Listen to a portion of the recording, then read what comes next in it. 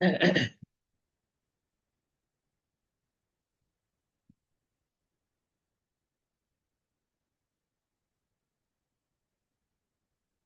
செய்வோம்.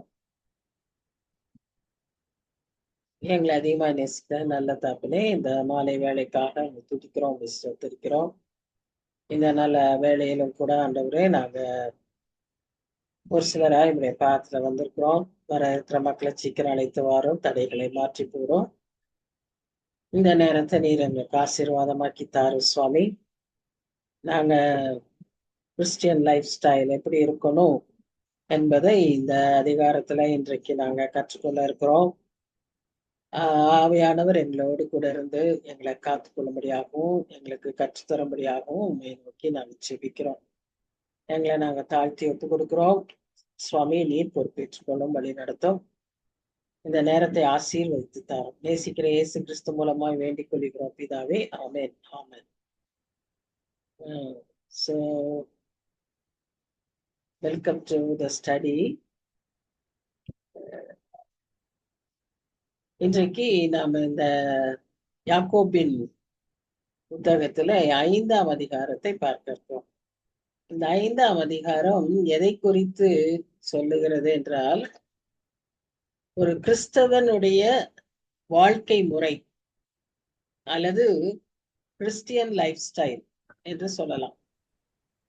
இன்னைக்கு life style diseases, life style habits இப்படி எல்லாம் நிறைய பார்க்கிறோம். ஒரு கிறிஸ்டியனுடைய லைஃப் ஸ்டைல் எப்படி இருக்க வேண்டும் என்பதை இந்த அதிகாரம் அழகாய் சொல்லுகிறது. இதுல சில முக்கியமான கருத்துக்களை யாக்கோபு அழுத்தமாக சொல்கிறார். இதுல அவருடைய நிருபத்துல இந்த கடைசி அதிகாரத்துல கடைசி நாட்கள் ஆண்டவருடைய வருகையை அவர் எதிர்நோக்கி சில காரியங்களை சொல்லுகிறார். அதே போல நியாய தீர்ப்பை குறித்து ஒரு சில காரியங்களை சொல்லுகிறார். அது மாதிரி சில முக்கியமான சில காரியங்களை அவர் அழுத்தமாக சொல்கிறார். அதுல இந்த என்டியூரன்ஸ், பேஷன்ஸ், அதை இன்னும் ஒரு விதமா சொல்லணும்னா என்டியூரன்ஸ். பேஷன்ஸ்ங்கிறது பொறுமை, என்டியூரன்ஸ் என்பது பொறுமையோடு கூடிய சகிப்புத்தன்மை, டாலரன்ஸ். ஸோ அந்த விதமாகவும் ரொம்ப இந்த அதிகாரத்துல வலியுறுத்தி சொல்லுவதை நாம் பார்க்கிறோம். So be patient until the coming of the lord, அதுதான் இதுல ரொம்ப வலியுறுத்தி சொல்லுகிற காரியமா இருக்கிறது. இப்போ ஓவர் வியூ இதுல என்ன அவர் சொல்றாரு அப்படிங்கிற அதிகமா நம்ம பார்த்தோம்னா, ரொம்ப அருமையான ஒரு வசனம் எதுன்னு சொன்னா, the prayer of faith will save the one who is sick and the Lord will raise him up. இதே அதிகாரம் 14-15 வசனங்களில இதை பற்றி நம்ம வாசிக்கிறோம். அது ஒரு கீவேர்ட்ஸ் மாதிரி நாம எடுத்துக்கலாம். முதல் 12 வசனங்களில தாழ்மை, பொறுமை, என்டியூரன்ஸ் சொன்ன இல்லையா, அதை குறித்து அதிகமாய் பேசப்படுகிறது. 13-20 வரைக்கும் சொல்வது என்னன்னா, பாவத்தை அறிக்கையிடுவதும் ஜெபத்துக்கான பதில்களும், இந்த காரியங்களை குறித்து அந்த கடைசி பகுதியில அவர் பேசுகிறார். மொத்தமா இதுதான் இந்த 2 முக்கியமான பகுதிகளாய் பிரித்தோமானால், முதல் 12 வசனங்கள்ல சில பகுதிகள், சில வசனங்களை வாசிக்கிறோம். அதுல அடியோடி வருகிற தீம் என்னன்னு பார்த்தா தாழ்மை, சகிப்புத்தன்மை, என்டியூரன்ஸ், பொறுமை. அடுத்த பகுதியில பார்க்கும்போது பாவத்தை அறிக்கை செய்வது அவசியமாய் இருக்கிறது. அதை அறிக்கை செய்யும் போது நமக்கு நம்முடைய ஜெபங்கள் கேட்கப்படும் என்பதை அவர். ஆனா இவர் இதெல்லாம் இவ்வளவு முக்கியமான தகவல்களை சொன்னாலும் நாம் அறிந்திருக்கிறபடி அவர் கோர்வையாக இதை எழுதுகிறதில்லை. யாக்கோபு தனக்கு அவ்வப்பொழுது நினைவுக்கு வருகிற காரியங்களை எழுதுன மாதிரி இதுல இருக்கு. திடீர்னு முதல் 6 வசனங்கள்ல நம்ம என்ன பாக்குறோம்னா, பணத்தை குறித்து, பணக்காரர்களை குறித்து, பணம் எப்படி சம்பாதித்திருக்கிறார்கள், பணத்தை எப்படியெல்லாம் சம்பாதிக்கிறார்கள், அதை எப்படியெல்லாம் பயன்படுத்துகிறார்கள், அதை குறித்த ஒரு காரியத்தை, அதை குறித்த ஒரு செய்தியை இந்த முதல் 6 வசனத்துல அவர் சொல்வதை பார்க்கிறோம். அதனால எடுத்த உடனே முதல் வசனத்திலேயே நாம் என்ன பார்க்கிறோம்னு சொன்னா, ஐஸ்வர்யவான்களே கேளுங்கள்.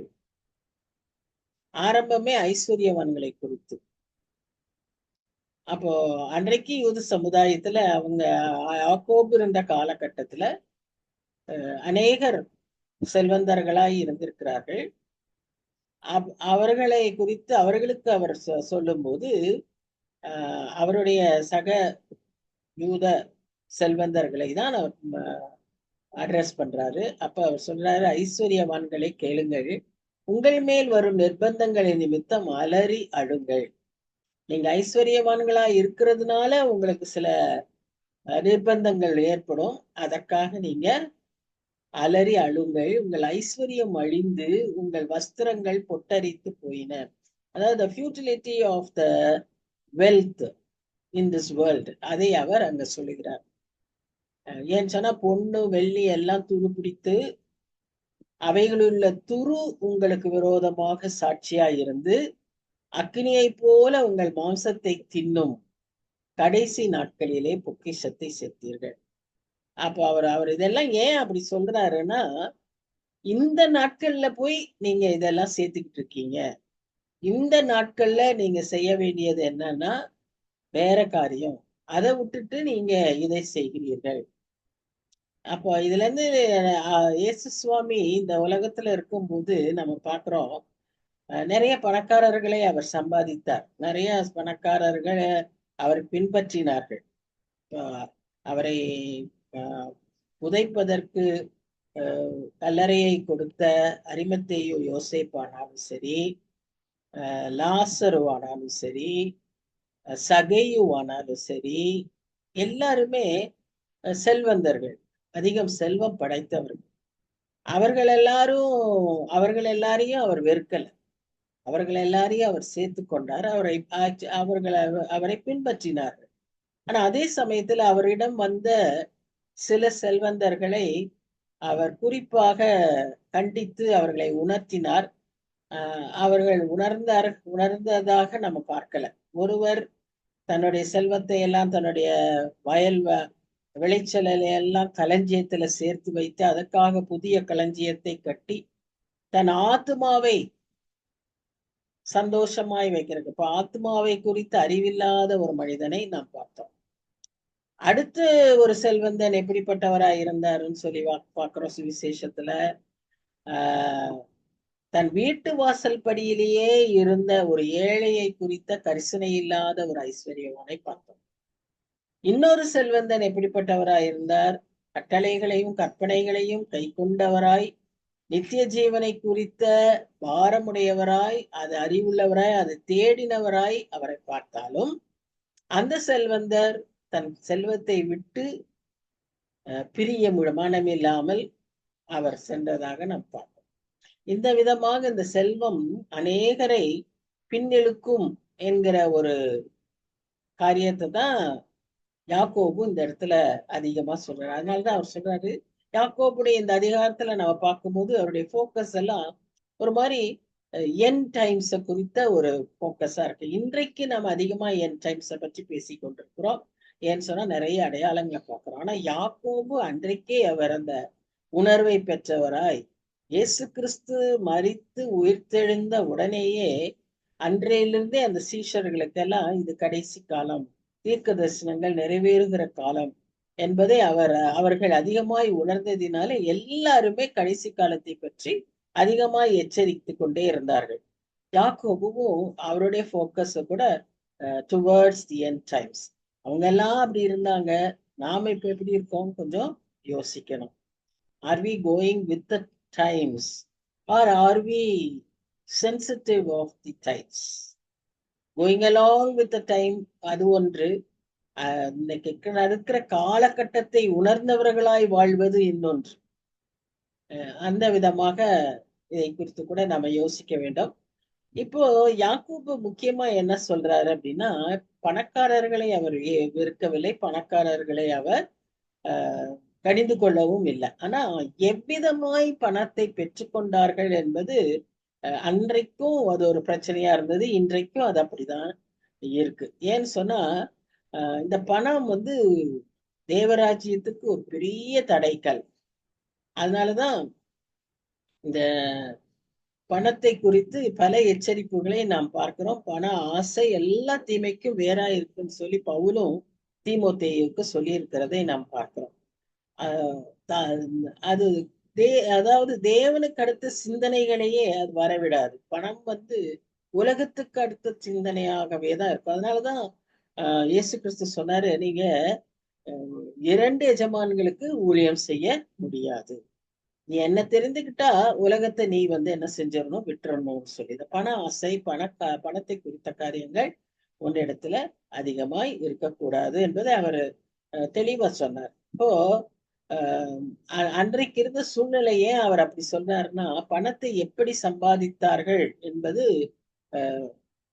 யாக்கோபு ரொம்ப குறிப்பா சொல்றாரு. ஏன்னா பணம் எல்லாருக்கும் நேர்மையா இருந்து சம்பாதிச்ச பணமா அன்றைக்கும் இல்லை, இன்றைக்கும் இல்லை, அன்றைக்கும் இல்லை. இன்றைக்கும் மக்களை ஏமாற்றி மக்களுடைய வரிப்பணங்கள், மக்களுடைய அவர்களுக்கு அதிகமான செலவு விலைகளை சொல்லி இப்படி மக்களுடைய பணங்களை ஏமாற்றி வாழ்கிற கூட்டம், அப்படி கூட்டத்தார் அன்றும் இருந்தார்கள், இன்றைக்கும் அப்படிதான். அவங்கதான் பணக்காரங்களாக, செல்வந்தர்களாக, அதிக செல்வம் படைத்தவர்களாய் இருக்கிறார்கள். அன்றைய நாளில் நம்ம என்ன பார்க்கிறோம்னா, நிறைய அவர்களுக்கு வேலை ஆட்கள் இருந்தார்கள். யாக்கோபின் நாட்களில யூதர்களும் செல்வந்தர்களாய் இருந்தார்கள், வசதி படைத்தவர்களாய் இருந்தார்கள். அதனாலே அவர்கள் வீட்டிலும் அதிக வேலையாட்கள், அடிமைகள் கூட இருந்தார்கள். அப்போ அவர்கள் எல்லாரையும் அவங்க சரியா ட்ரீட் பண்ணல.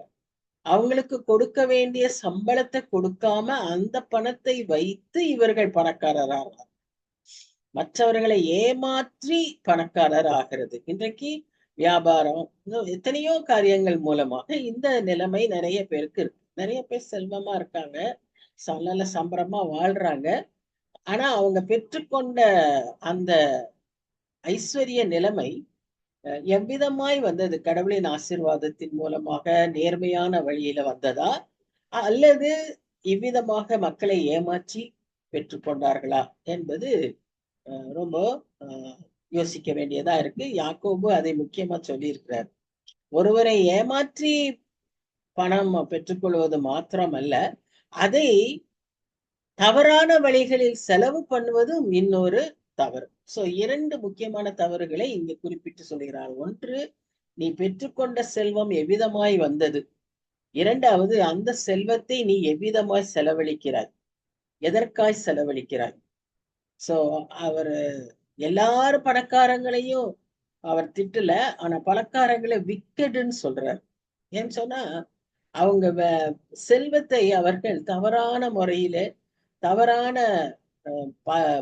காரியங்களுக்காக பயன்படுத்துகிறதை அவர் பார்க்கிறார். முக்கியமாக ஏழை எளிய மக்களை ஒடுக்குகிறதற்கு அவர்களுடைய பணம் பயன்பட்டதாய் பார்க்கிறோம். அவர்கள் அந்த பணத்தை வைத்து அதிகாரம் செலுத்துவதும், பணத்தை வைத்து ஏழை மக்களை ஒடுக்குவதும், அவர்கள் மிக சம்பிரமமாய் வாழ்வதும், இதெல்லாம் அன்றைய நாட்களிலேயே இருந்திருக்கிறது. அதனாலதான் யாக்கோபு குறிப்பாக அதை அப்படி சொல்வதாக நாம் பார்க்கிறோம். அவர்களுடைய முடிவை குறித்தோ அவர்களுடைய நித்தியத்தை குறித்தோ அந்த பணக்காரர்களுக்கு சிந்தனையே இல்லை, சிந்தனை வராது.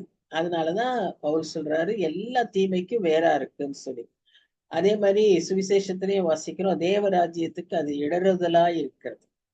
காரணம் என்னன்னா இந்த சிந்தனைகளே வராது. இந்த யோசனைகள், அதாவது ஏழை மக்களுக்கு உதவி செய்யணும்னே அவர்களுக்கு தோன்றாது. அவர்கள் ஏழையா இருக்கிறது அவர்களுக்கு ஒரு என்ன சொல்றது, அருவருப்பாய் இருக்கும். இன்றைய காலகட்டத்தில் இதே நிலைமையில தான் உலகத்தார் வாழ்ந்து கொண்டிருக்கார்கள், அன்றைக்கும் இருந்திருக்கிறார்கள். கிறிஸ்தவர்களுக்கு இப்படிப்பட்ட எண்ணங்கள் இருக்கக்கூடாது. குறிப்பாக ஆண்டவருடைய பிள்ளைகளுக்கு இந்த சிந்தனைகளுக்கு டோட்டலா மாறுபட்ட சிந்தனை தான் நமக்குள்ள ஏற்பட வேண்டும். அதனாலதான் அவர் என்ன சொல்றாருன்னா, நாம இந்த உலகத்துல பொக்கிஷங்களை சேர்த்து வையாதிருங்கள்னு சொல்றாரு. ஏன்னா இங்க துரு பிடிக்கும், இங்க பூச்சி பொட்டரிக்கும் அப்படின்னு சொல்லுவது காரணம் என்ன? இந்த உலகத்தின் என்ன செல்வத்தை சேர்த்தாலும் எல்லாம் அழிந்து போகும். அதனால ஏது பிரயோஜனமும் இருக்காது. நம்ம ஒருவேளை இந்த எகிப்து நாட்டுல இருக்கிற மம்மிஸ், அவங்க அந்த பேரோஸ், அவங்க எல்லாம் புதையல்களை புதைத்திருந்தாலும் அது யாருக்கும் பிரயோஜனம் இல்லாம அங்க இருக்கு, புதையல்களா இருக்கு. அதை கண்டுபிடிக்கிறவர்களும் பிரயோஜனப்படுத்த முடியல. அதை அரசாங்கத்துக்கு செலுத்தி அதை மியூசியத்துலதான் வைக்கிறாங்க. சோ பிரயோஜனமற்ற ஒரு பொருளாய் தான் இந்த உலகத்தில் நாம சேர்த்து வைக்கிற காரியங்கள் இருக்கும். ஒருவேளை நம்முடைய எதிர்காலத்துக்காக, ஒரு சேஃப்டிக்காக, ஒரு அல்லது நாம் இங்க சந்தோஷமாய் வாழ்வதற்காக, இதற்காக எல்லாம் நம்ம பணம் சேர்த்து வைக்கணும்னு சொல்லி நிறைய பேரு யோசிக்கிறாங்க. அதே விதமா பணத்தையும் பல விதத்துல சுலபமாக செலவழிக்கவும் செய்கிறார்கள். அவர்களுக்கு பணத்தை செலவழிக்கிறதற்கு இன்றைக்கு வழிகள் நிறைய உண்டு. இன்னைக்கு எப்படி வேணா பணத்தை செலவழிக்கலாம். எவ்வளவு பணம் இருந்தாலும் அதை செலவழிக்கிறதுக்கு வாய்ப்புகள், வழிகள் உண்டு. இதுவும் இன்றைய காலகட்டத்துல உண்டு, அன்றும் இருந்திருக்கிறது. அதனாலதான் நாம் வாசிக்கிறோம், நாம உலகத்துல பொக்கிஷங்களை சேர்க்கிறதற்கு பதிலாக பரலோகத்திலே நாம் பொக்கிஷங்களை சேர்க்க வேண்டும். பரலோகத்துல எப்படி நாம் பொக்கிஷங்களை சேர்க்க முடியும்? பரலோகத்தில நாம் சேர்க்கணும்னு சொன்னா, இங்க தேவராஜ்யம் கட்டுவதற்கு பிரயோஜனம் உள்ளவர்களாய் நாம் நம்முடைய நமக்கு கொடுத்திருக்கிற எல்லா ஐஸ்வர்யங்களையும் நாம் செலவழிக்க வேண்டும். நாம வெறும் பணம் தான் ஐஸ்வர்யம்னு நாம யோசிக்க கூடாது. நமக்கு கொடுக்கப்பட்டிருக்கிற காலங்கள், நமக்கு கொடுக்கப்பட்டிருக்கிற தாளந்துகள், நமக்கு தரப்படுகிற ஆப்பர்ச்சுனிட்டிஸ் எல்லாமே அக்கௌண்டபிள். எல்லாவற்றையுமே நாம கணக்கு ஒப்புவிக்க வேண்டியவர்களா இருக்கிறோம். ஆகவே இது எல்லாமே நம்ம பரலோக ராஜ்யத்துக்கான பணிக்கு நம்ம அதை செலவழிக்கும் போது கர்த்தர் அதை அங்கே கணக்கு வைக்கிறார். சோ அதை அங்க சேர்த்து வைக்கிறார். இந்த பூலோகத்தில் இருக்கிற இந்த மனுஷனே நமக்கு சேர்த்து வைக்கிற பணத்துக்கு இன்ட்ரெஸ்ட் போட்டு அவன் நமக்கு பணத்துக்கு பதில் கொடுப்பான்னா, ரிவார்டு கொடுப்பான்னா, பரலோகத்துல நம்முடைய ஆண்டவர் எவ்வளவு பெரிய ரிவார்டை நமக்கு வச்சிருப்பார். ஆகவே நாம் பரலோகத்துல நித்தியத்துல பொக்கிஷங்களை சேர்க்கிறதற்கு பழகி கொள்ள வேண்டும். அதே போல இங்கே செலவழிக்கிறதுக்கு பல வாய்ப்புகள் இருக்கிறது போல, கடவுள் நமக்கு கொடுத்த எல்லா ஆசீர்வாதத்தையும் நாம் என்ன செய்ய வேண்டும்? அவருக்கென்று பயன்படுத்த வேண்டும். நீ அநேகருக்கு ஆசீர்வாதமா இருப்பதற்கு தான் நான் உன்னை ஆசீர்வதித்திருக்கிறேன் என்று சொல்கிறார். சோ நான் உன்னை ஆசீர்வதிப்பேன், நீ அநேகருக்கு ஆசீர்வாதமா இருப்பாய். அதனால we have to be faithful in using our wealth, our blessings. I would say our blessings, whatever may be, not only the wealth. நமக்கு என்னென்ன ஆண்டவர் கொடுத்திருக்கிறாரோ அது எல்லாவற்றையும் அவருக்கென்று நாம் பயன்படுத்துறதற்கு நாம் பழகி கொள்ள வேண்டும். ஏன்னா இது எல்லாத்தையும் குறித்து நாம் கணக்கு கொடுக்க வேண்டும். அதை இங்க ரொம்ப தெளிவா சொல்றாரு. என்ன விதமா சொல்றாருன்னா, இந்த wealth, whatever these people have saved in this world will turn against them on the day of judgement. இப்ப நம்ம எத்தனையோ காரியங்களை குறித்து நியாய தீர்ப்பு நாளில நம்மை குறித்து சாட்சி சொல்லும்னு சொல்லி நம்ம பார்க்கிறோம். நம்முடைய செயல்கள், நம்முடைய நாம் மற்றவர்களுக்கு செய்த நன்மைகள், நாம் செய்த பேசின வார்த்தைகள், எண்ணங்கள், இப்படி என்னென்னமோ நம்ம ஆண்டவருடைய சிங்காசனத்தின் முன்பாக நமக்கு எதிராகவும் நமக்காகவும் சாட்சி சொல்ல முடியும். நமக்கு பாசிட்டிவாகவும் சொல்ல முடியும், நெகட்டிவாகவும் சொல்ல முடியும். இந்த வே we have used it. That's why I said it's our life is a Christian lifestyle. அதனால அதுக்கேற்ற அந்த ரிவார்டை அங்க நம்ம பார்ப்போம். இந்த அதிகாரத்துல யாக்கோபு என்ன சொல்றாருன்னா, நமக்கு கொடுக்கப்பட்ட ஆசீர்வாதங்கள் நமக்கு சாட்சியாகவும் சொல்லும், நமக்கு எதிராகவும் சொல்லும் என்று சொல்லி நாம பார்க்கணும். சோ நாம் எந்த விதமாய் வாழ்ந்திருக்கிறோம் என்பது நமக்கு சாட்சி. நம்முடைய ஆசீர்வாதம் நமக்கு சாட்சி. நமக்கு கொடுக்கப்பட்ட தாளந்துகள் நமக்கு எதிராய் நிற்கும் அல்லது நமக்காய் நிற்கும். நமக்கு கொடுக்கப்பட்ட பணம் நமக்காக நிற்கும் அல்லது நமக்கு எதிராய் நிற்கும். நமக்கு கொடுக்கப்பட்ட நேரம் நமக்காய் நிற்கும் அல்லது நமக்கு எதிராய் நிற்கும். சோ எல்லாமே அன்றைய தினத்துல அது நமக்கு சாட்சியாய் வந்து நிற்கிறதற்கு ஒரு வாய்ப்பாய் இருக்கிறத நாம பார்க்கிறோம். அததான் இங்க அவர் ரொம்ப முக்கியமா சொல்றாரு. அதனால பரலோகத்துல பொக்கிஷத்தை சேர்க்கிறதற்கு ஜாக்கிரதை உள்ளவர்களாய் நாம் இருக்க வேண்டும். சோ நாம இந்த இந்த வசனங்கள்ல பார்த்தபடி மற்றவர்களுடைய வேலைக்காரருடைய சேர்த்து வைத்த அவர்களுக்கு கொடுக்க வேண்டிய நியாயமான கூலியை கொடுக்காம இந்த பணக்காரர் ஆன இவர்களுடைய பணம், அந்த கூலி அன்றைய தினத்துல இவர்களுக்கு எதிராய் சாட்சியிடுமா. எப்படி ஆபேலின் ரத்தம் பேசுகிறதோ இந்த ஏழை மக்களின் கூலி அன்றைய தினத்துல பேசுமா. ஏழை மக்கள் கூக்குரல் கேட்கும், அது உண்மை. ஆனா ஏழை மக்களுக்கு கொடுக்கப்படாமல் ஏமாற்றிய அந்த கூலி கூட கணக்கில் வரும் என்று சொல்லி பார்க்கலாம். இதெல்லாம் அறிந்தா இன்றைக்கு இருக்கிற கவர்மெண்ட், இன்றைக்கு இருக்கிற மக்கள், அதிகாரத்தில் இருக்கிறவர்கள், அவர்கள் எல்லாருமே நேர்மையாய் வாழ்வதற்கு முயற்சிப்பார்கள். இது அறியாமையினாலதான், இப்படியெல்லாம் இருக்குன்றது தெரியாததுனாலதான் அவர்கள்லாம் இப்படி தவறான வழியில மக்களுடைய காரியங்களை பறிக்கிறாங்க. அவர் மற்றவர்களை சொல்றோம், அறியாமைன்னு சொல்றோம். அறிந்த கிறிஸ்தவர்கள், அறிந்த பிள்ளைகள் எப்படி நடந்து கொள்கிறோம் என்பதையும் நாம் யோசிக்க வேண்டும். நாமும் அதற்கு ஜாக்கிரதையா இருக்க நமக்கு ஆண்டவர் திரும்ப தரணும். இந்த ஒயிட் த்ரோன் ஜட்ஜ்மெண்ட் நம்ம எல்லாருக்குமே தெரியும். எல்லாருக்கும் நியாய தீர்ப்பு உண்டு. அந்த ஒயிட் த்ரோன் ஜட்ஜ்மெண்ட்ல இதுல இந்த மாதிரி பூமியிலே பொக்கிஷம் சேர்த்தவர்கள், the lost will come and stand before that. Definitely we may not be in that group because we are all born again, but for us also there is a judgment in the seat of Christ. அவர் முன்னால போய் நாம நிக்கணும். ஒருவேளை நம்முடைய பாவங்களை குறித்து நமக்கு judgement இருக்காது, ஏன்னா ஏற்கனவே அது மன்னிக்கப்பட்டாயிற்று. ஆனா நம்முடைய கிரியைகளை குறித்து அங்கு ஜட்ஜ்மெண்ட் இருக்கும். So there will be reward.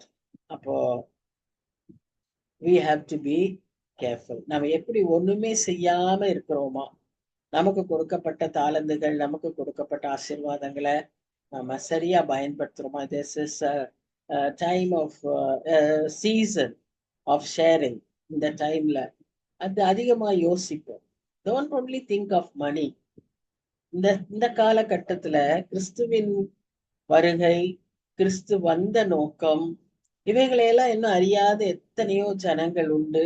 அவர்களுக்கெல்லாம் நாம் எப்படி பகிர்ந்து கொடுக்கிறோம். ஸோ தட் இதை குறித்து யோசிப்போம், திட்டமிடுவோம். சரியா இன்னும் ஒரு மாசம் கொஞ்ச நாள் இருக்கு புதிய வருஷம் ஆரம்பிக்கிறதுக்கு. அதற்கு முன்பாக நாம் சரி செய்ய வேண்டிய காரியங்களை செய்து நாம பரலோக ராஜ்யத்துல பொக்கிஷத்தை சேர்த்து கொள்வோம். இப்போ அடுத்த வசனங்கள்ல என்ன பாக்குறோம்னு சொன்னா, பூமியிலே சம்பரமாய் வாழ்ந்து சுகபோகத்திலே உழன்றீர்கள், கொடுத்தவைகளை அடிக்கும் நாளில், அதாவது ஃபீஸ்ட் டேஸ் மாதிரியே எல்லா நாளும் நீங்க உங்க இருதயங்களை போஷித்தீர்கள். நீதிமானை நீங்கள் ஆக்கணைக்குள்ளாக தீர்த்து கொலை செய்தீர்கள். இங்க கிறிஸ்துவை பற்றி அவர் சொல்றாரு. அவன் உங்களோட எதிர்த்து நிற்கவில்லை அப்படின்னு ரெண்டு அர்த்தத்துல பேசுறாரு. ஒன்று கிரைஸ்ட், இன்னொன்னு ரைச்சியஸ் மேன். இரண்டு பேருமே அவங்க எதிர்த்து நிக்க மாட்டாங்க. they will keep quiet, they will persevere, they will just endure. அந்த பேஷன்ஸ் இருக்கும். அதுதான் அவர் நம்ம இடத்துல எதிர்பார்க்கிறார். ஒரு நீதிமானா இருக்குமானால் நமக்கு நேரிடுகிற உபத்திரவங்களுக்கு காலங்களிலே நாம் அமைதியாக இயேசு கிறிஸ்துவை போல அதை சகிக்க அழைக்கப்படுகிறோம். அந்த என்டியூரன்ஸ் நமக்கு தேவை. அது ஏன்னா இதுதான் கடைசி நாட்கள். இந்த கடைசி நாட்களில நம்ம ப்ரொவோக் பண்ற மாதிரி நமக்கு நேரிடுகிற அநேக துன்பங்கள் நேரிட வாய்ப்புண்டு. அநேக பாடுகள் நமக்கு நேரிடும். இதான் கடைசி காலத்தின் அடையாளம். அது ஏதோ உபத்திரவ காலம்ன்ற அந்த ஒரு கான்செப்ட் ஆக மாத்திரம் அல்ல. அனுதின வாழ்க்கையிலேயே அனுதின வாழ்க்கையிலேயே நமக்கு இப்படிப்பட்ட சூழ்நிலைகள் நேரிட வாய்ப்புகள் உண்டு.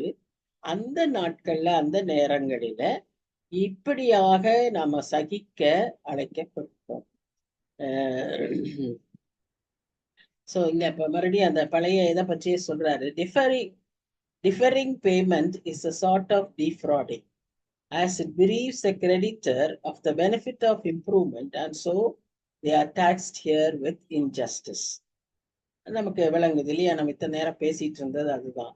சோ இந்த மாதிரி ஏமாற்றுகிற ஒரு காரியத்தை திரும்ப திரும்ப அவர் வலியுறுத்தி சொல்லிட்டே இருக்கிறாரு. அது மாத்திரம் அல்ல, இந்த இடத்துல அவர் சொல்றாரு, சேனைகளின் கர்த்தர் என்கிற வார்த்தையை அவர் பயன்படுத்துறார். அந்த சேனைகளின் கர்த்தர்ங்கிற வார்த்தைக்கு அர்த்தம் என்ன அப்படின்னு சொன்னா, he was against injustice. நம்முடைய கர்த்தர் எல்லாவித அநீதிக்கும் எதிராய் நின்றவர். இன்றைக்கு மனிதராகிய நாமும் கூட அவருடைய பிள்ளைகளாய் இருக்கிறபடியினால அநியாயத்திற்கு நாம துணை போக கூடாது. அநியாயத்தை கண்டும் காணாமல் இருக்கக்கூடாது. அநியாயத்திற்கு எதிர்க்கவும் அநியாயத்திலே துணை போகாமலும் நமக்கு அநீதி நேரிட்டால் அமைதியாகவும் நாம் இருக்க நாம நிறைய சமயத்துல நம்ம எப்படி நினைக்கிறோம்னா, எனக்கு அநீதி நேரிட்ட நான் கேட்பேன் அப்படிங்கிறோம். அதெல்லாம் ஆண்டவர் சொன்னது. ஆண்டவர் அவருக்கு அநீதி நேரிட்ட போது அமைதியாக இருந்தார். அவர் மேல தவறாய் குற்றம் சொன்ன போது அமைதியாக இருந்தார். But he fought for the justice of the poor. He fought for the justice of the weak. அததான் நாம கத்துக்கணும். oppressed, யாரெல்லாம் நிந்திக்கப்பட்டார்களோ, யாரெல்லாம் நெருக்கப்பட்டார்களோ, ஒடுக்கப்பட்டார்களோ அவர்களுக்காய் பேசினார். அதே சமயத்துல தனக்காய் அவர் பேசல. நாம ஆனா எப்பவுமே என்ன செஞ்சிடறோம், எனக்குரிய நீதியை நான் பெற்றுக்கொள்ளணும், இல்ல நான் கேட்கணும், நான் எப்படி பேசாம இருக்கிறது, நான் சொல்லணும்ல அப்படின்னு சொல்லி நாம என்ன பண்றோம், நாம பேசுறோம். நமக்காய் பேசுகிறவர் நம்ம ஆண்டவர். நமக்காய் நமக்கு நேரிடுகிற அநீதிக்கு நியாயம் வழங்குகிறவர் நம்ம ஆண்டவர். நாம் நமக்காக வழக்காட வேண்டியதில்லை. ஆனா மற்றவர்களுக்காக நாம என்ன செய்ய முடியும், நமக்கு அந்த ஆப்பர்ச்சுனிட்டி வந்தா, நாம போய் வழிய நாட்டினாலும் நமக்கு அந்த சமயம் இருந்தா, நமக்கு அந்த அதிகாரம் இருந்தா, நம்மளுடைய காரியங்கள் இன்னைக்கு நம்ம இந்த சீஃப் ஜஸ்டிஸ அதிகமா எதிர்பார்த்து கொண்டிருக்கிறோம். புதிதாக வந்த சீஃப் ஜஸ்டிஸை குறித்தும் அப்படி நல்ல செய்திகளை கேட்டுக்கொண்டிருக்கிறோம். அப்போ அவருடைய அந்த நியாயமான செயலுக்கு நாம் எவ்வளவு காத்திருக்கிறோம் இல்லையா? அப்ப அந்த மாதிரி ஒரு சாதாரண ஒரு உலக பிரகாரமான மனிதன், ஆனா அவருடைய அதிகாரத்தை சரியா பயன்படுத்துறதுக்கு நாம எதிர்பார்க்கிறோம். அது போல நமக்கு கொடுத்திருக்கிற ஒருவேளை நம் வீட்டு சூழ்நிலையில குடும்ப காரியங்களிலேயே நம்முடைய அதிகாரத்தின் கீழே நமக்கு கொடுக்கப்பட்டிருக்கிற உரிமைகள்ல நாம அதை சரியாய் பயன்படுத்தி சரியான நீதி வழங்குற ஒரு விதத்துல நாம் நடந்து கொள்ள வேண்டியதான் லைஃப் ஸ்டைல். அவர் டே டு டே லைஃப் ஸ்டைல தான் நம்ம இங்க பார்க்கிறோம். So that is what James tries to emphasise here.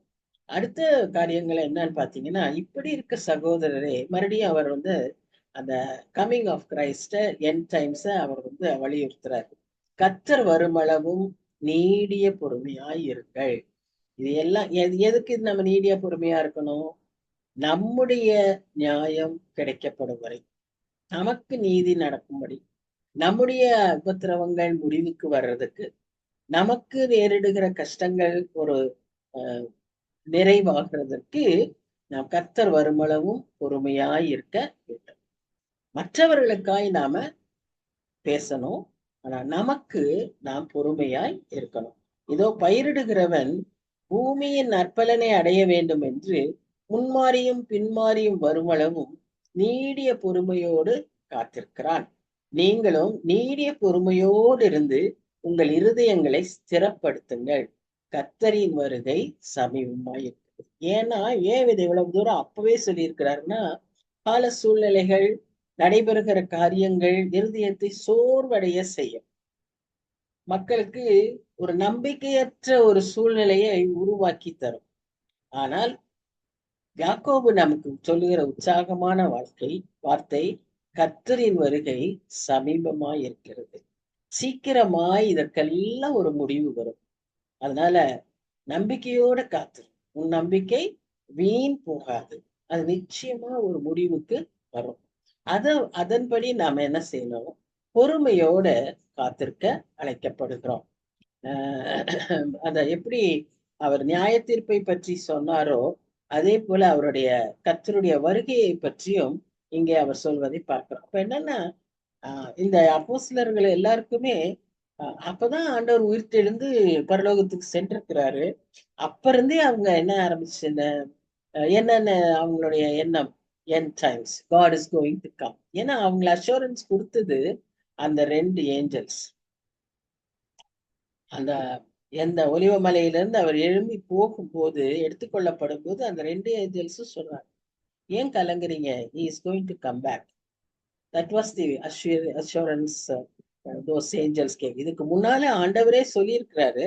ஆனா அது எல்லாத்தையும் காட்டிலும் அந்த நேரத்துல அவங்களுக்கு சொன்ன அந்த உற்சாகமான வார்த்தை அது. அதிலிருந்து அவங்களுடைய எண்ணம் எல்லாம் எப்படி இருந்துச்சு? இயேசு திரும்ப வரப்போறார். அன்னைக்கு அவங்க சொன்னதற்கு அவங்க அவ்வளவு தூரம் உற்சாகம் அடைந்து அவங்க போக்கஸ்டா இருக்காங்க.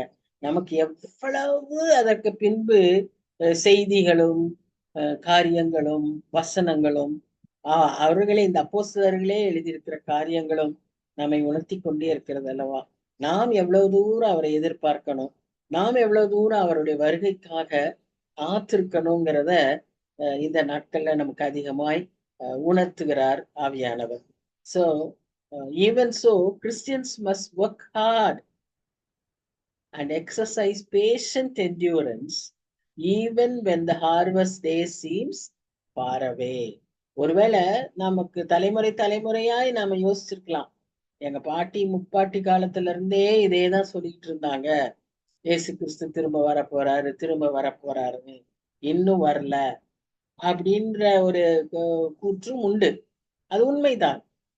ஒருவேளை இன்னும் வரலன்னு இப்ப வர்றது கூட இன்னும் ரொம்ப நாள் ஆகும் போல இருக்கே அப்படின்னு நம்ம ஜெனரேஷன், நமக்கு அடுத்த ஜெனரேஷன்ஸ்ல இருக்கவங்க எல்லாம் பேசிக்கொள்ளலாம். ஆனாலும் நம்ம what are we suppose to do? சும்மா அப்படியே சோர்ந்து உட்காந்துடக்கூடாது, அல்லது ஒன்றும் செய்யாம காத்திருக்க கூடாது. we have to work hard to build the kingdom of God. இல்ல என்ன பிரயோஜனம், என்ன what are we going to achieve அப்படின்றது நம்முடைய காரியம் அல்ல. இதுலயும் நாம என்ன செய்ய முடியும்னு தான் நாம இந்த நாட்கள்ல யோசிக்கணும். இந்த நாட்கள்ல என்ன நமக்கு ஆண்டவர் வச்சிருக்காரு, what opportunity God is giving us today, அதை கேபிட்டலைஸ் பண்ணணும். and we have to wait patient endurance even when the harvest day seems far away. 9ஆம் வசனத்துல, சகோதரரே நீங்கள் நியாயம் தீர்க்கப்படாதபடிக்கு ஒருவருக்கொருவர் விரோதமாய் முறையிடாதிருங்கள், இதோ நியாயாதிபதி வாசற்படியில் நிற்கிறார். பாருங்க, அவங்களுடைய எண்ணமெல்லாம் இந்த சிந்தனையிலே இருந்து. இன்னைக்கு உலகத்திலேயே, இன்னைக்கு சபையில நமக்கு இருக்க பரிதாபமான ஒரு காரியம் என்னன்னா, சபையில நிறைய பேருக்கு இந்த உணர்வே இல்லாத வாழ்க்கையை வாழ்ந்து கொண்டிருக்கிறதை பார்க்கிறோம். அவருடைய வருகையை பற்றிய ஒரு எண்ணமும் இல்லை, அவர் இப்ப நம்ம நியாயம் தீர்ப்பாருங்கிற எண்ணமும் இல்லை, அந்த பயமும் இல்லை, அதற்கான ஆயத்தமும் இல்லை. இங்க இப்போ I must succeed, I must win, நான் ஜெயிக்கணும், நான் சொல்றதுதான் நடக்கணும், நான் இப்படித்தான் செய்யணும். இப்படியே இன்றைக்கும் திருச்சபையிலும் காரியங்கள் நடந்து கொண்டிருக்கிறதை நாம் பார்க்கிறோம். இந்த ஒரு பயம் இல்லாத ஒரு சூழ்நிலை, இந்த ஒரு எண்ணம். ஆனா அவர் பாருங்க, வார்த்தைக்கு வார்த்தை அவருடைய வருகையை பற்றி பேசிட்டே இருக்காரு. அவர் இங்க வாசப்படியில நிக்கிறாருன்னு சொல்லும். நமக்கு இயேசு கிறிஸ்துவே சொன்னாரு, இது வேதனைகளின் ஆரம்பம்னு ஒரு இடத்துல பாக்குறோம். அதே வசனத்துல இன்னொரு வசனத்துல அங்க கடைசி வருகையை பற்றி பேசுகிற மத்தேயு 24ஆம் அதிகாரத்துல சொல்றாரு, அவர் வாசற்படியிலே வந்திருக்கிறார். இப்போ அதே வார்த்தை தான் இங்க வாசிக்கிறோம். யாக்கோபு சொல்றாரு. அதுக்கப்புறம் எத்தனையோ 300 வருஷத்துக்கு அப்புறம் அவரு எழுதினாரா என்னன்னு தெரியல. அப்போ அவர் எழுதுறாரு, இதோ 300 வருஷம் இல்ல, சாரி 30 வருஷத்துக்கு அப்புறம் நினைக்கிறேன். இதோ நியாயாதிபதி வாசற்படியில் நிற்கிறார் அப்படின்னு அவர் சொல்றார். சோ நம்ம இதை யோசிக்கணும். அன்றைக்கே அவ்வளவு ஒரு ஃபோக்கஸ்டா அவங்க வாழ்ந்திருக்காங்க. This is what is expected of us. நாமும் அவ்விதமான ஒரு நித்திய சிந்தனையோடையே நம்ம எல்லா காரியத்தையும் செய்தோமானால் அநேக தவறுகள் நாம் செய்யாது இருப்போம். நம்ம நிறைய பெரிய பெரிய பாவம் எல்லாம் செய்யறது இல்ல.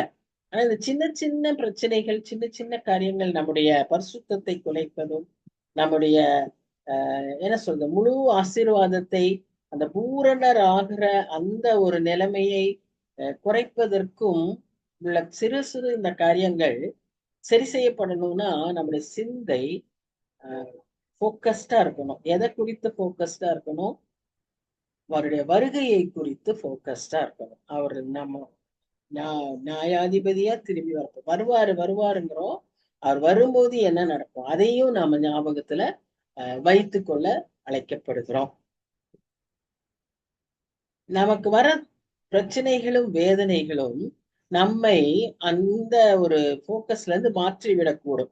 அந்த போக்கஸ்ல இருந்து மாறிவிடாம இருக்கிறதுன்னா நம்ம அதுல நிலைச்சிருந்தோமானால் நமக்கு வர பிரச்சனை, வேதனை, வர பாடுகள், கஷ்டங்கள், நிந்தைகள், அவமானங்கள், அநீதியான காரியங்கள், இதையெல்லாம் நம்மளை என்ன செய்யாது, ஒரு முறுமுறுக்கிறவர்களாக, குறை கண்டுபிடிக்கிறவர்களாக, குற்றம் சாட்டுகிறவர்களாக, நியாயம் தீர்க்கிறவர்களாக, அநேக சமயம் we become more judgmental. அப்படியெல்லாம் இல்லாதபடி நாம இதுல பொறுமையோடு சகிக்கிறவர்களாய், வருகையை நோக்கி காத்திருக்கிறவர்களாய் வாழ முடியும். எதை எடுத்தாலும் அவர் என்ன சொல்றாரு, கடைசி காலம் வருகிறாரு, வரப்போறாரு, அதற்கு காத்திருங்கன்றாரு. அப்போ நம்ம எல்லா காரியத்தையுமே எப்படி எடுத்துக்கணும், அதற்கு நேராக அந்த போக்கஸ்லயே நம்ம யோசிக்கணும். இப்ப நமக்கு வர பிரச்சனைகளும் அப்படித்தான். பொதுவா பிரச்சனை, வேதனை, சரீர வேதனையே ஆகட்டும், வேற எந்த விதமான மனசு சம்பந்தப்பட்ட காரியமாவே இல்லைன்னாலும், ஏமாற்றமோ, பொறாமையோ, தோற்று போறதோ அதெல்லாம் இல்லாம சரீர வேதனை வந்தா கூட many people complain, many people grumble, many people speak against God. Instead of asking God for mercy, instead of asking God for help and healing, they start grumbling. இதுதான் சாதாரண ஒரு மனுஷனுடைய இயல்பு. அப்படியே தான் விசுவாசிகளும் இன்றைக்கு இருக்கிறார்கள். ஆனா ஏன்னா அந்த நித்திய சிந்தனை இல்லை, நித்தியத்துக்கான சிந்தனை இல்லை. அது இருந்துச்சுன்னா நாம என்ன பண்ணுவோம், இந்த காரியங்கள் எல்லாம் நம்மை விட்டு மாறி போய்விடும். ஏன்னு சொன்னா அவர் வராரு, அவர் திரும்ப வராரு, அவர் நியாயாதிபதியா வராரு. அவர் இந்த உலகத்தை மாத்திரம் நியாயம் தீர்க்க வரல, நம்மையும் நியாயம் தீர்க்க வருகிறார், விசுவாசிகளை நியாயம் தீர்க்க வருகிறார். அதனால இந்த சின்ன வேதனை, இந்த சின்ன பிரச்சனை, இந்த சின்ன பாடுகள் நம்மை அந்த ஓட்டத்திலிருந்து விலகிவிட செய்துவிடக்கூடாது. அல்லது நமக்கு அந்த காரியத்திலிருந்து ஒரு திசை மாறுதல் ஏற்பட்டு விடக்கூடாது. So we have to be focused. we have to be focused. நம்ம பல செய்தியை படிச்சுக்கிட்டே வரோம். எபிரேயர் 12ஆம் அதிகாரத்துல ஓட்டத்தை பத்தி வாசிச்சோம். இந்த ஓட்டம் டிஸ்ட்ராக்டடா இல்லாம இருக்கணும்னு சொன்னா நாம நேரா ஓடணும். அப்ப அந்த நேரா ஓடுறதுக்கு நமக்கு மிகுந்த அவசியமா இருக்கிறது என்ன, இந்த பொறுமை, இந்த என்டியூரன்ஸ். ஸோ இந்த ஹார்ட்ஷிப், இந்த பிசிக்கல் பெயின், வேதனை, வேற சஃபரிங்ஸ், இதெல்லாம் நம்மள என்ன செஞ்சிடக்கூடாது, திசை மாறிவிட ஜாக்கிரதையா இருக்கும். 10ஆம் வசனம் 11ஆம் வசனத்துல என்ன பார்க்கிறோம்னா திரும்பவும் பொறுமையை பத்தி பேசுறாரு.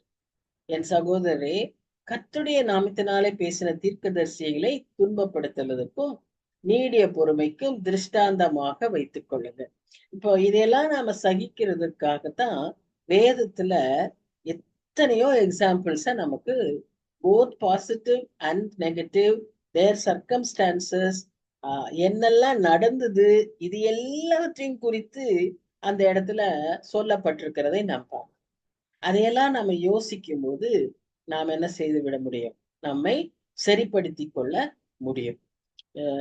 இப்போ யோசிச்சு பாருங்களேன். பவுலே எடுத்துக்கோங்க. பவுல் அவருடைய வாழ்க்கையில எவ்வளவு பிரச்சனையை சந்திச்சார். அவர் எப்படி இருந்தார்? அவர் ஆனா ஆண்டவரை ஏற்றுக்கொண்ட உடனே எப்படி மாறிவிட்டார்? அவர் அவ்வளவு மாறின பிறகு அவருக்கு ஏற்பட்ட துன்பங்கள் என்னென்ன? எவ்வளவு பிரச்சனைகளை சந்திச்சார். கல்லடி வாங்கினாரு, கொலை செய்ய முயற்சித்தாங்க, அவரை பிடிச்சு இழுத்துட்டு போக நீங்க அந்த ஆம்பி தியேட்டர்ல வச்சு அங்க அவரை இது பண்ணணும்னு நினைச்சாங்க. இப்படி எல்லா சூழ்நிலைகள் வந்த போதிலும் அவர் என்ன செஞ்சாரு? எப்படி சகிச்சாரு? என்ன அவருடைய போக்கஸா இருந்தது? இதெல்லாம் நமக்கு எழுதி கொடுக்கப்பட்டிருக்கு. இது மாதிரி ஒவ்வொருத்தரை பற்றியும் கொடுக்கப்பட்டிருக்கு. பவுல் மாத்திரம் அல்ல, பழைய தீர்க்கதரிசிகளையும் இதே மாதிரி தான். எரேமியா தீர்க்கதரிசி எடுத்தீங்கன்னா அவரும் அதிக கஷ்டப்பட்டிருக்கிறாரு. பார்ப்போம். இதோ அப்ப அடுத்த வசனம் என்ன சொல்லுது? யோபுவை பத்தி இங்க யாக்கோபு சொல்றாரு.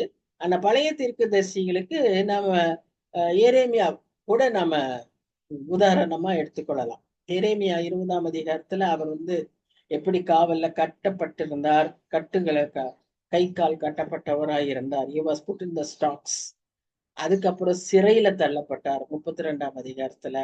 அதுக்கப்புறம் ஒரு கிணத்து குழிக்குள்ள தள்ளப்பட்டாரு 38ஆம் அதிகாரத்துல. ஆனாலும் அவர் என்ன செஞ்சாரு? அவருடைய ஊழியத்தை அவர் செய்வதை நிறுத்தவே இல்லை. பொறுமையா அந்த தன்னுடைய பொறுப்பை, ஊழியத்தை நிறைவேற்றுவதை நான் பார்க்கிறேன். விட்டுட்டு போயிடல. perseverance was, endurance was their badge, அடையாளம் பழைய ஏற்பாட்டுல.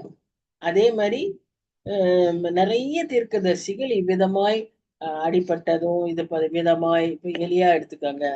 எலியாவை மிரட்டினது, எலியாவுக்கு பயம் வந்தது. இப்படி நிறைய தீர்க்கதரிசிகளை பார்க்கிறோம். ஆமோஸ், இந்த பெரிய லிஸ்டே இருக்கு இல்லையா எபிரேயர் 11ஆம் அதிகாரத்துல. So like this we find a lot of instances given to us as an example to encourage us, to continue, motivate us to run the race. So அதை நாம பயன்படுத்தும். இல்லைன்னா இதெல்லாமே நமக்கு எதிராக சாட்சியா நிற்கும். இவ்வளவு நான் கொடுத்திருந்தேனே, வசனத்தினால் நாம் நியாயம் தீர்க்கப்படுவோம். இத்தனை நான் உனக்கு கொடுத்திருந்தேனே, நீ என்ன பண்ண? அதையெல்லாம் நீ ஏன் பயன்படுத்தல? ஏன் உன்னை என்கரேஜ் பண்ணிக்கல? ஏன் நீ ஓடல? அப்படின்னு அதையும் நம்ம ஆண்டவர் கேட்கறதுக்கு வாய்ப்பு உண்டு. இப்ப யோபு நமக்கு நல்லா தெரியும். யோபு ஒரு டிப்பிக்கல் எக்ஸாம்பிள். பொறுமையா இருந்தாரு, அவர் பாவமே செய்யாதவரா இருந்தாரு, உத்தமர் சன்மார்க்கர் என்று பார்த்தோம். அவரும் கூட சாதாரண மனுஷர் தான். ஆனா ஆண்ட கர்த்தராலேயே அவர் சர்டிபிகேட் வாங்கின ஒரு மனுஷன். அவ்வளவு இன்டெகிரிட்டி அவர்கிட்ட இருந்துச்சு. இருந்தாலும் பிரச்சனைகள் அவருக்கு கொடுக்கப்பட்டது. அவருக்கு காரணத்தை நாம் அறிவோம், ஆனா யோபு அறியாது. யோபுக்கு தெரியாது. அவர் அதிலேயே சகித்தாரு. அவர் சில நேரங்கள்ல மிகவும் சோர்ந்து போனவரா இருந்தார். நான் பிறந்தனால நான் சபிக்கிறேன்னா, நான் ஏன் பிறந்தேன்னு எனக்கு தெரியலன்னு அந்த மாதிரி இருந்தார். ஆனா கர்த்தரை அவர் விரோதமாய் பேசவில்லை.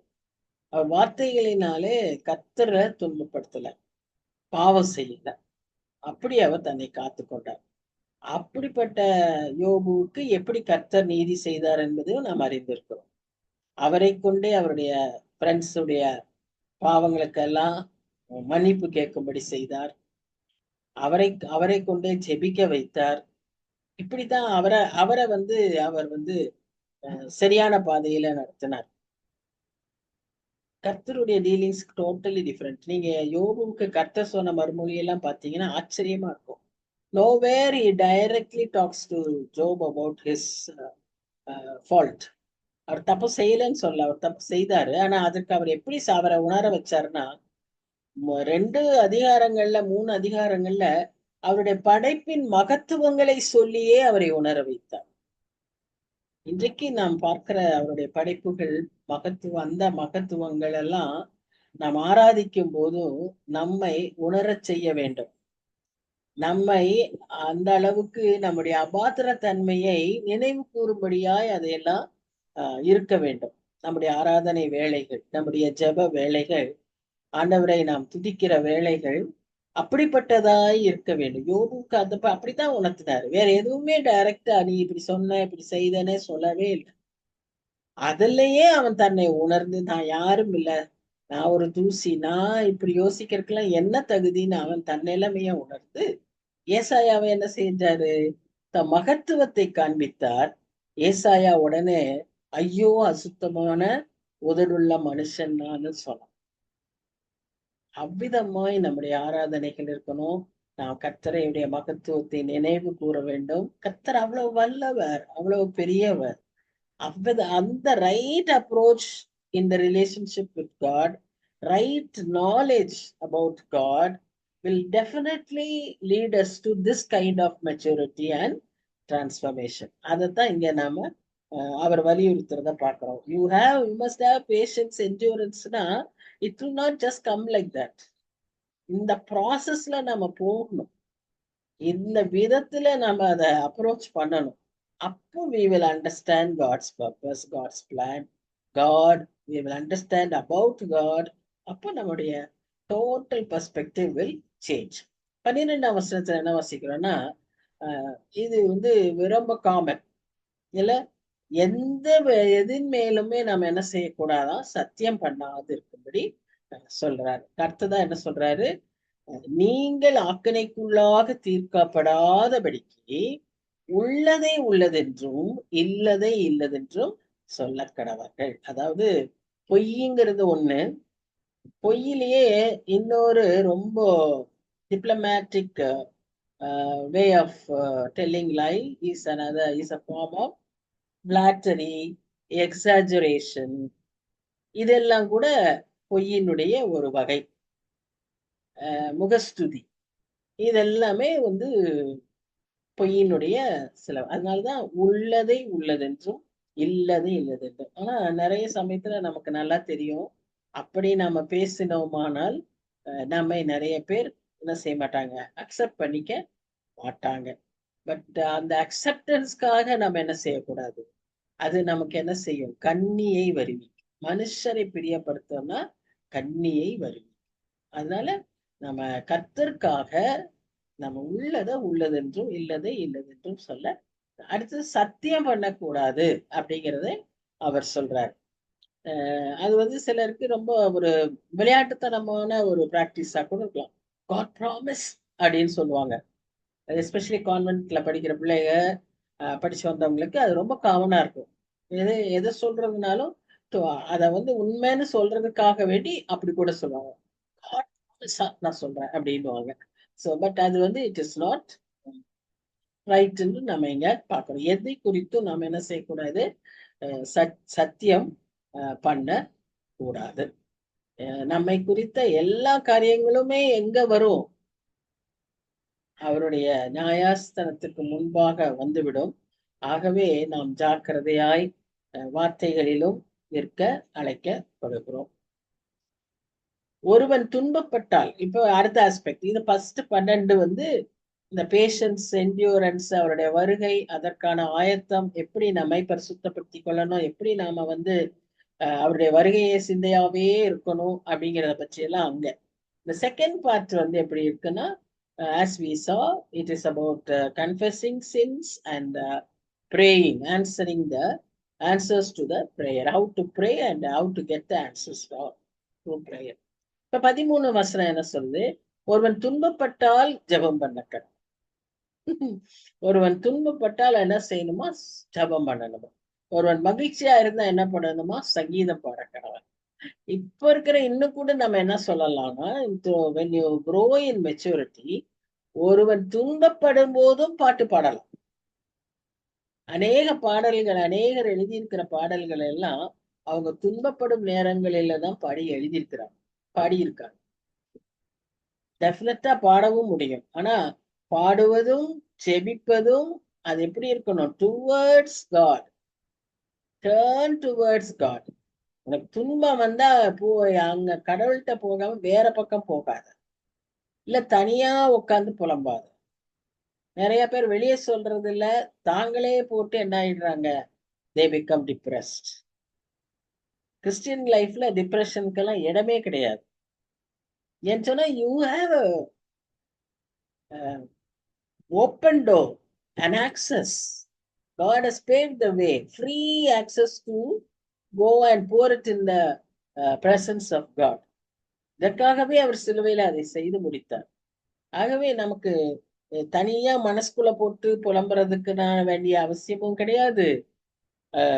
மற்ற பிறரிடம் சொல்லி பிறர்கிட்ட ஓடி உதவி தேடி அவங்கள ஜெபம் பண்ணு இவங்கள ஜெபம் பண்ணு அங்க ஊழியக்காரர் கேட்கறதுக்கும் அவசியம் கிடையாது.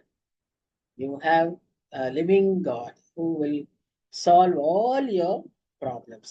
So ஜெபம் பண்ணணும். அடுத்ததா பாட்டு பாடணும். மகிழ்ச்சியா இருந்தால் சங்கீதம் பாடணும். ஏன்னா singing is also a very characteristic lifestyle of a Christian. பாடல்கள் பாடுவது கிறிஸ்தவர்களுக்கான அழகு. அடுத்தது ஒருவன் வியாதிப்பட்டால் அவன் சபையின் மூப்பர்களை வரவழைப்பானாக, அவர்கள் கர்த்தருடைய நாமத்தினாலே அவனுக்கு எண்ணெய் பூசி அவனுக்காக ஜெபம். இந்த எண்ணெய் பூசிங்கிறது அன்றைய நாள்ல இருந்தே இருக்கிற பழக்கம்.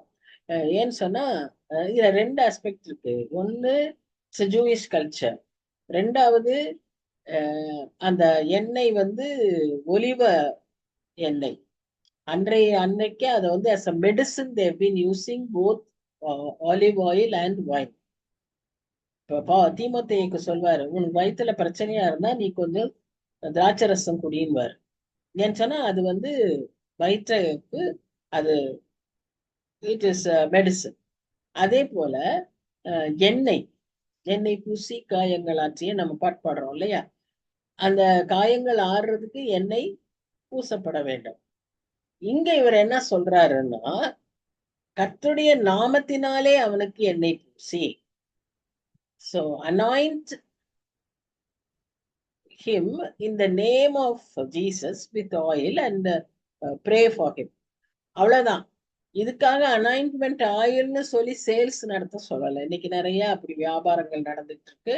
அப்படியெல்லாம் வியாபாரங்கள் செய்யப்படக்கூடாது.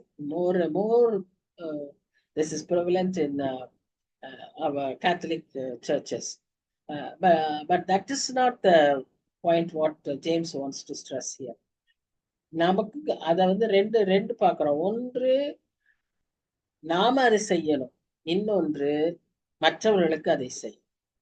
நாம் ஜெபிக்கணும், நாம் சந்தோஷமாய் மகிழ்ச்சியாய் இருந்து பாடல்களை பாட அழைக்கப்படுகிறோம். மற்றவர்களுக்காய் போய் ஜெபிக்க அழைக்கப்படுகிறோம். மற்றவர்களுக்கு எண்ணெயை பூசி அவர்களுக்கு இயேசுவின் நாமத்தினாலே அந்த சுகத்தை அளிக்கிறதற்கு அதிகாரத்தை நமக்கு கொடுத்திருக்கிறார். சோ இந்த வசனங்கள்ல நாம் இதை குறித்து வாசிக்கிறோம். So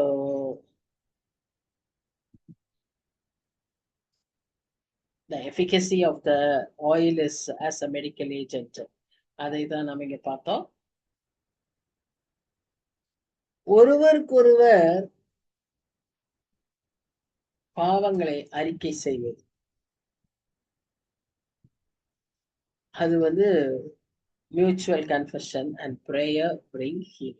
இந்த ஹீலிங்கை பற்றி அவர் பேசும்போது ஒன்று அவர் என்ன சொன்னாரு, கர்த்தரிடத்துல போய் ஜெபினாரு. ரெண்டாவது மூப்பர்களை அழைத்து ஜெபினாரு. சரியா? ஒரு நம்மோடு கூட மூப்பர்கள்னு சொன்னா ஒருவேளை அன்றைக்கு அந்த எல்டர்ஸ் எல்லாம் இருந்தாங்க. இன்னைக்கு நம்மோட கூட பிரேயர் பார்ட்னர்ஸ், நம்மோட கூட யார்கிட்ட நாம ஷேர் பண்ண முடியும், யார்கிட்ட நாம நம்முடைய பாரங்களை பகிர்ந்து கொள்ள முடியும். we have that close fellowship. அப்படிப்பட்டவர்கள் ஒன்று சேர்ந்து ஜெபிக்க அழைக்கப்படுறோம், மூப்பர்கள் சேர்ந்து அழைக்கப்படுறோம். இரண்டாவதாக வியாதிப்பட்டிருக்கும் போதும் இந்த மூப்பர்கள் சேர்ந்து, இந்த மூப்பர்களே என்று வாட விட்டுலாம், the fellow believers, the prayer partners, they can pray together, and when they pray they can as a symbolic form of pronouncing healing, you can give that oil and anoint and pray in faith for the healing of that person. Definite. இப்ப கை வச்சு ஜெபிக்கிறது அப்படிலாம் சொல்றோம்ல, அப்படி ஜெபிக்கும் போது டெஃபினட்டா அந்த ஹீலிங் ப்ராசஸ் நடக்கும். இந்த கை வைக்கிறதுனாலயோ எண்ணெய் பூசுறதுனாலயோ அல்ல இந்த பர்சனோட ஃபெய்த்னாலயோ அது நடக்கிறது இல்ல. It is all according to the plan of God. It is all according to the blessing of God. So through this only we are able to get it. So இதுல நமக்கு நடுவுல தடையாய் இருக்கக்கூடிய காரியம் என்ன, ஏன் அப்படி பண்ணாலும் ஒரு சுகம் வரல அப்படின்றது காரணம் ஒன்று கர்த்தருடைய வேலை, இரண்டாவது இவர்களுக்குள்ள அந்த person, the one who is to be healed, the one whom we are praying, if they have some hidden sin, அவர்களுடைய மனதில இன்னும் ஒரு சில குறைபாடுகள் இருக்குமானால் அது தடையா இருக்கும். அப்ப அந்த தடையை நீக்கிறதுக்கு ஆவியானவரின் துணையோட ஒருவேளை அவங்களே தனியா ஜெபித்து கர்த்தரிடத்துல மன்னிப்பை பெற்றுக்கொள்ளலாம். சில நேரங்கள்ல அப்படி முடியாத சூழ்நிலையில இப்படி யாரோட நம்ம ரொம்ப நெருக்கமா இருக்கிறோமோ அவர்களோடு சேர்ந்து இந்த காரியங்களை என்ன செய்ய முடியும், அப்படி ஒருவருக்கு ஒருவர் அந்த மியூச்சுவல் கன்ஃபெஷன் மூலமாக அந்த ஹீலிங் ஏற்படும். ஹீலிங்ன்ற ப்ராசஸ் சரீர வேதனையின் விடுதலையை மாத்திரம் சொல்லல, ஆத்தும சுகத்தை சொல்லப்படுகிறது.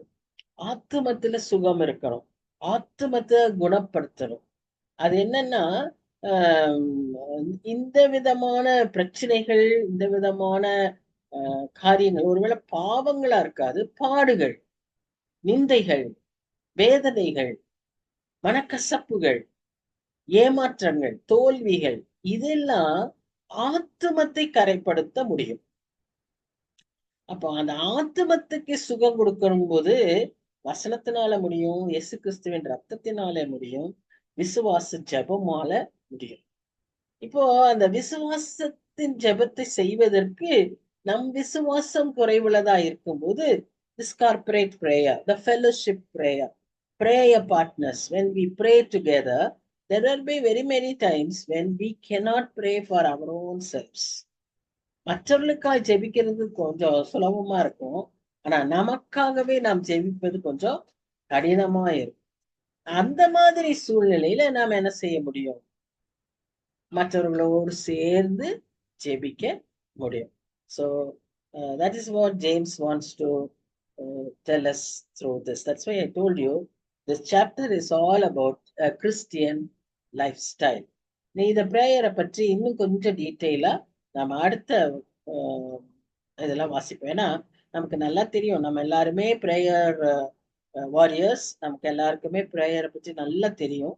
அதனால நம்ம இன்னும் கொஞ்சம் கூட அடுத்த வாரத்துல இதை குறித்து சிந்திச்சு நம்ம இந்த அதிகாரத்தை முடிப்போம்.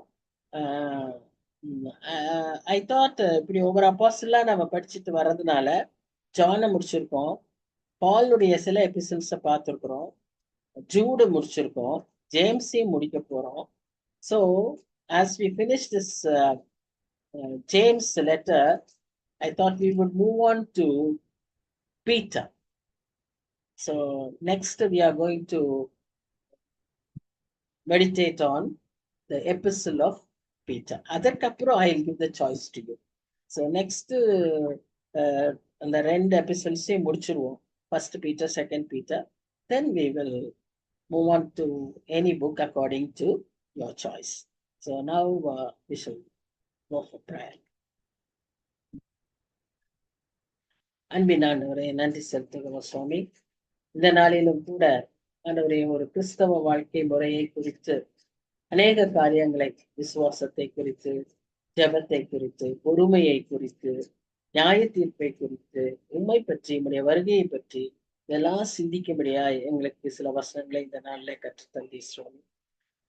அநேக முறை இதை நாங்க வாசிச்சிருக்கோம், அநேக முறை இதை பற்றி நாங்க யோசிச்சிருக்கோம். இன்றும் அதை தியானிக்கும்படியா நீர் எங்களுக்கு கிருபை பாராட்டினீர். நன்றி செலுத்துகிறோம். தகப்பனே அதை அபியாசிக்கிறதுக்கும் எங்களுக்கு உதவி செய்யுங்க. இதன்படி வாழ எங்களுக்கு கிருபை தாங்க. அந்த உணர்வோடு வாழ எங்களுக்கு உதவி செய்யுங்க. எங்களை நாங்க தாழ்த்தி இந்த வேலையில ஒப்பு கொடுக்கிறோம். நீர் பொறுப்பேற்றுக் கொள்ளும் சுவாமி. இன்றைக்கு வர முடியாத சிலரை உங்களுடைய கருத்துல ஒப்பு கொடுக்கிறோம். ஞாபகப்படுத்தி அடுத்த வாரத்துல வந்து சேர அவர்களுக்கு நீர் உதவி செய்யும். ஆண்டவரே, வந்தவருக்கு ஒவ்வொருவரையும் நீர் ஆசீர்வதியும். அவரவருடைய தேவைகளை நீர் அறிந்திருக்கிறீர் சுவாமி. மனநிலைமைகளை நீர் அறிந்திருக்கிறீர். எதிர்பார்ப்பை நீர் அறிந்திருக்கிறீர். எல்லாவற்றையும் உம்முடைய அநாதி திட்டத்தின் தீர்மானத்தின்படி எங்களுக்கு அருளி செய்ய வேண்டுமா நோக்கி பார்க்கிறோம். நன்றியோடு நாங்கள் உண்மை துதிக்கிறோம், ஸ்தோத்திரிக்கிறோம். ஆண்டவரே, அடுத்த வாரம் நாங்கள் சந்திக்கும் வரை இந்த இன்ப பிரசன்னம் எங்களோடு இருந்து எங்களை காத்து கொள்ளட்டும். நேசிக்கிற இயேசு கிறிஸ்து மூலமாய் வேண்டிக் கொள்கிறோம் பிதாவே. Amen. Amen. So Thank you, Annie. everyone. Thank you. Thank you, God bless you. Annie. God bless Thank you. you, God ma'am. bless you.